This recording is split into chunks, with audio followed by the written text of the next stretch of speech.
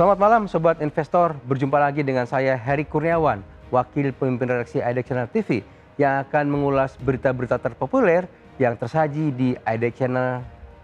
Sobat Investor, beragam berita informasi seputar perkembangan bisnis emiten dan proyeksi pertumbuhan di 2026 ini masih terus diminati dan menjadi buruan utama bagi pelaku pasar dan para pembaca setia idxchannel.com. Hal ini terlihat dari deretan berita terpopuler idxchannel.com hari ini, di mana beragam informasi seputar update perkembangan emiten selalu jadi primadona karena dapat menjadikan bahan rujukan bagi pelaku pasar untuk menentukan strategi investasinya di bursa domestik. Hal ini patut dipahami karena dengan adanya tren bearish yang terjadi di pasar, sejumlah saham potensial dan selama ini jadi buruan pelaku pasar kini dijual dengan harga yang cukup miring lantaran telah melemah cukup dalam. Karenanya pasokan informasi terkini dari kinerja dan potensi bisnis emiten menjadi asupan wajib yang diperlukan pelaku pasar guna mendukung aksi borongnya di papan perdagangan. Semua berita dan informasi tersebut telah kami rangkum dalam deretan 5 berita terpopuler di website idxchannel.com. Sobat Investor, berikut Top 5 IDX Channel. Berita pertama, pasca sidang Chromebook, Gotoh klarifikasi mekanisme penetapan harga saham.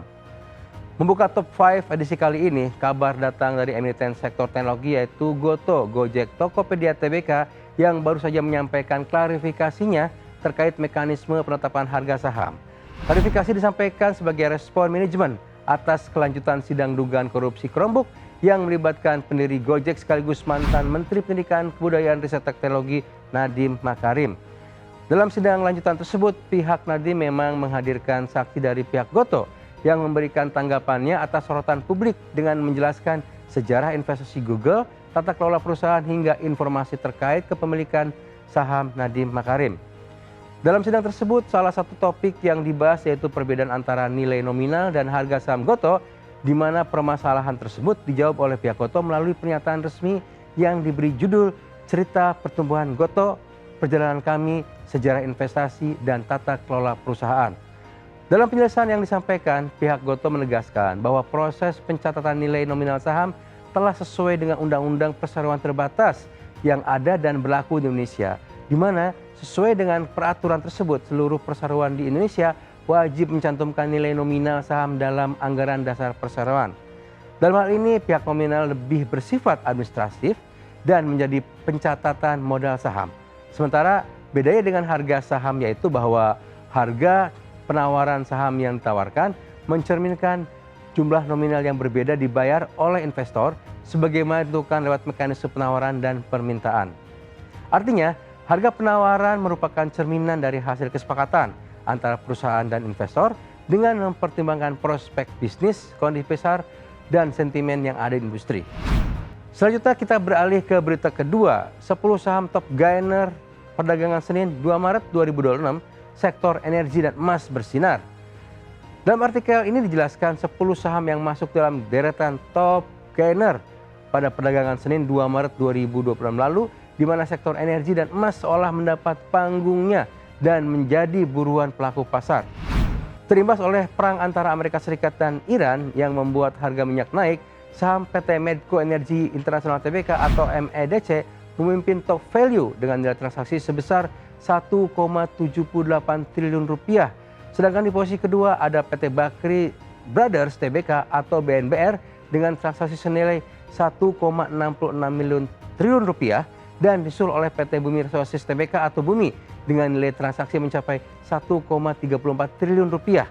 Sementara deretan saham top gainer dipimpin oleh PT Indo Oil Perkasa Tbk atau OILS yang menguat 34,69%. Lalu selanjutnya ada PT Energi Mega Persero Tbk atau ENRG yang menguat 25% dan disusul oleh PT Radian Utama Intersinsko Tbk atau RUIS yang berada di peringkat ketiga dengan menguat sebesar 25%.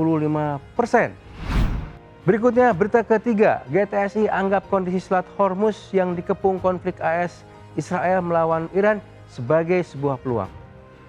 Selanjutnya kabar juga datang dari emiten logistik yaitu PT GTS Internasional Tbk atau GTSI yang menilai adanya peluang emas di tengah panasnya situasi yang terjadi di Selat Hormuz, di mana menurut laporan terbaru sudah ada 3 kapal tanker yang dikabarkan rusak sebagai buntut tutupnya jalur distribusi minyak di wilayah Iran tersebut.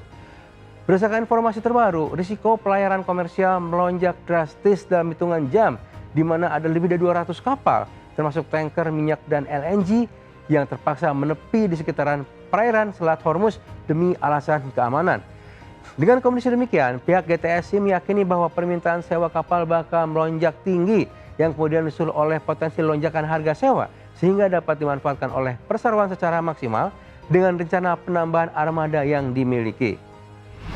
Kita lanjutkan ke berita 4. BI jatuhkan 3.040 sanksi ke 453 emiten di 2025 yang didominasi oleh keterlambatan laporan keuangan.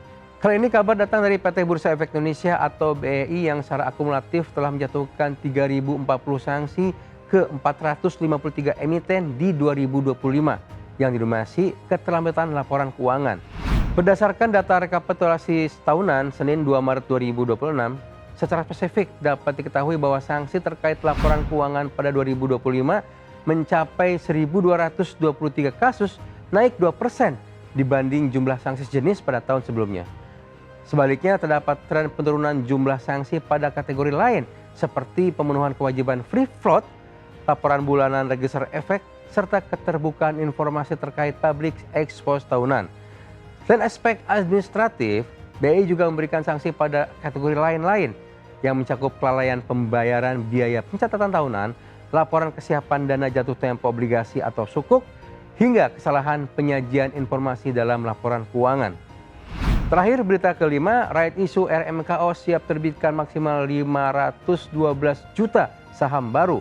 Menutup program Top 5 edisi kali ini, kami menyajikan berita tentang update persiapan PT Royal Tama Mulia kontrak Torindo Tbk atau RMKO yang bakal melakukan penambahan modal dengan hak memesan efek terlebih dahulu atau PMHMETD alias penerbitan right issue.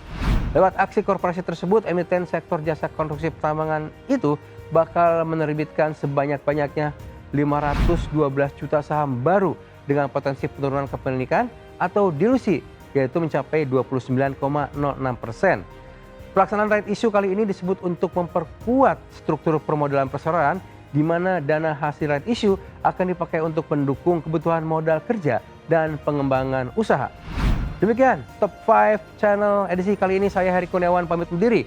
Harap diingat selalu bahwa segala keputusan pembelian maupun penjualan saham sepenuhnya berada di tangan Anda, sobat investor. Pantau terus berita ekonomi, bisnis, dan pasar modal hanya di IDX Channel TV, edxchannel.com, dan media sosial IDX Channel. Sampai jumpa.